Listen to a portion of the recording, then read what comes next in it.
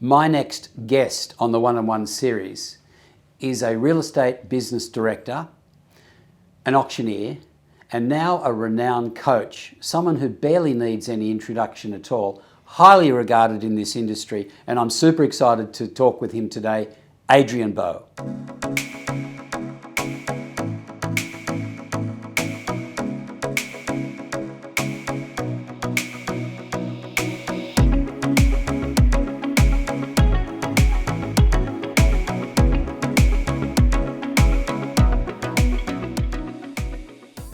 Okay, Adrian, we're going to get straight into it. Great, Paul. Expectations. Yes. Now, a good agent knows how to manage the expectations of their clients. In your experience, business owners and agents, how are they at managing their own expectations of themselves? Very good question, Paul. I think the first thing, if you're a selling principal, is managing your expectations around loss of business or lost listings or properties not selling. Because I'm amazed how many agents or business owners are so devastated and demoralised by talking to a client, that client saying, yeah, look, I'm very happy with everything, I just need to think about it, whatever. And then they lose the business. And frankly, they could take that attitude into the next 3 listing appointments and lose those. And I say to them, look, did anyone sit down with you when you first got into real estate and said to you, you are going to win every single listing you go for? And they say no. I say, well, why are you so alarmed? Because the reality is this, 20% of listings you are always going to get. The other 20% you are never going to get. The owner was just price checking you. But when you lose the listing, they don't say to you, I was just wanting to waste your time, I was always going to go with Adrian, for example. And 60% is genuinely up for grabs. So the way I coach people is to say, if you lose a listing, there's no need to ruminate over it, because if you've got a set and forget process, then it was either in the 20% club and you were never going to get it, or it was in the 60% club, and like a friendship, like any relationship, one person connected better with that other rather than yourself. That's it. Then move on to the next one. Yeah. So I understand that what you're saying, and the agent would no doubt understand that as well. But how do you you can see they're struggling with it. How do you manage that with them? Look, in terms of that lost business or a property not selling or whatever it might be, I think it's all about budgeting for that upfront, and that's more of a prevention tool than a solution tool, if you like. So, I'll always coach clients around, look, your appraisal to list ratio is probably going to be at 60% at best, and your list to sell ratio is probably going to be 80% at best. So if people walk in to that type of situation knowing what that ratio is, well, then they're going to deal with the rejection side of things or the fail side of things a lot easier. And saying that, rejection and failure are very challenging for a lot of people in the industry.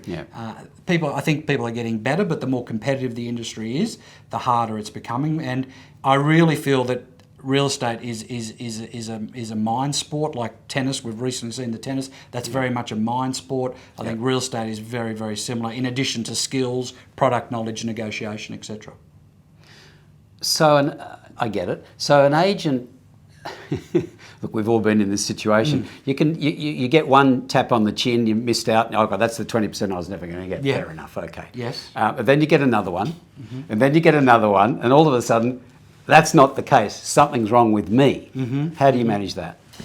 Well, that's just the person asking themselves the wrong question, or it means they're reinventing their listing presentation each and every time. So as I said previously, if you have a set and forget listing process from start to finish, which means, are you asking pre-listing questions before you're going there? Number 1. Number 2, are you sending detailed pre-listing information? And number 3, are you adopting an agenda-based listing presentation as opposed to a question-based listing presentation?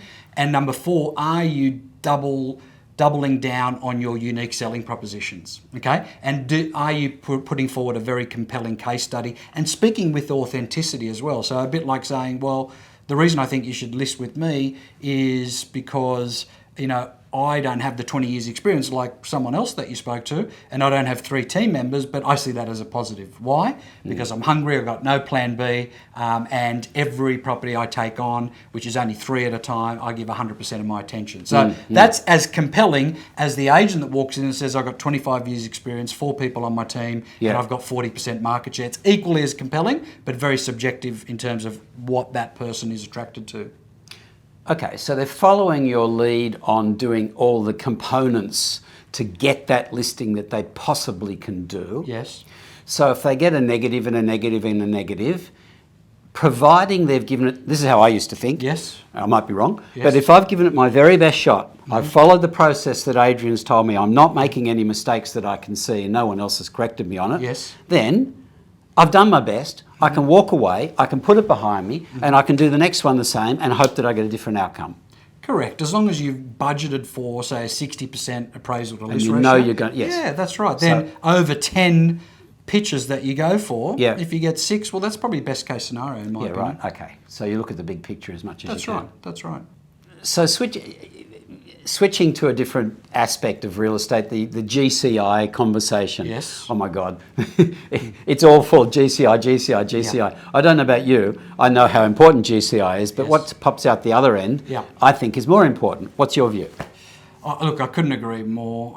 I've worked in some businesses that have been unprofitable.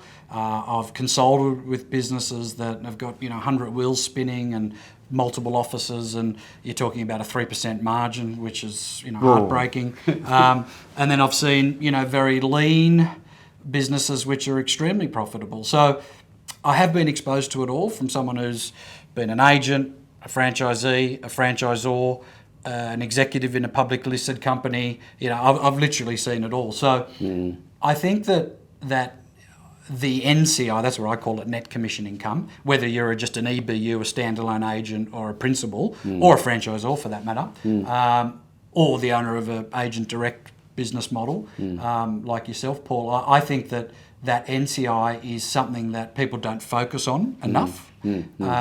And I believe that a lot of people are sort of very much adopting a top-down approach rather than a bottom-up approach, and that seems to be the reason. And frankly, with real estate, no matter at what your role is, it's not an easy industry to be involved in, right? So unless there is a decent amount of NCI, which really should equate to what do you want to do in terms of wealth management, wealth creation? What do you want to do in terms of dream fulfillment? Is it to buy a garage full of Ferraris? That's fine if that's what you want to do. Or do you want to provide money for your children to go to the best schools, or provide money to your parents to go on a trip every year on a cruise? Or it's sort of almost irrelevant what you do with it. However, not having that in mind from the outset in terms of your business plan, I think is erroneous and dangerous territory, And you very kindly gave me your book today. Thank you very much. Pleasure. And I'm looking forward to reading that. Great. When did you publish that? Last year, so 2022. Yeah. So it's quite a recent book. Yeah, it is. Yeah. What's in store for people that read that? Oh, look, it's there's 8 points there on start to finish around prospecting, the listing process, vendor management, KPIs, accountability, buyer work, mindset, adversity, all of that. And it does touch on one of my favourite subjects, which is stoicism, and that's how I live my life, and I try and teach that and share that belief with as many clients as I possibly can, and that certainly helps on that rejection side of things, plus so many more factors in real estate as well. Briefly, what does stoicism mean? Look, stoicism, started in the 3rd century BC by the Italians and Greeks. I come from Italian origin, so maybe that's got something to do with it. Look, it's a long answer, but in summary, problems are not the real problems. Your reaction to the problem is the problem. So that's part of what Stoicism is all about. It's not necessarily what happens to you, but how you respond to that and what you do about it. That is important. A lot of the Stoics talk about the inner citadel, I suppose, which is your internal resilience mechanism to deal with adversity. Wow. So it's certainly helped you in your life, hasn't it? Absolutely. I've been through, some adversity in my life, and it was relying on that stoicism and that belief set, which is like, I can't really control what happens, but I can certainly control what I do with it, how I interpret it, and how I react, and that's been a game changer. And you've been incredibly successful as well as handling adversity. You've been able to reach some highs that not many people will ever achieve. So I appreciate that. Well done, you. Thank you, Paul. Appreciate that. Oh, well, thank you very much, Adrian, for coming in today. It's been really enlightening, and I really enjoyed meeting you. You too, Thank Paul. you, mate. Absolute pleasure. Thank you for having me.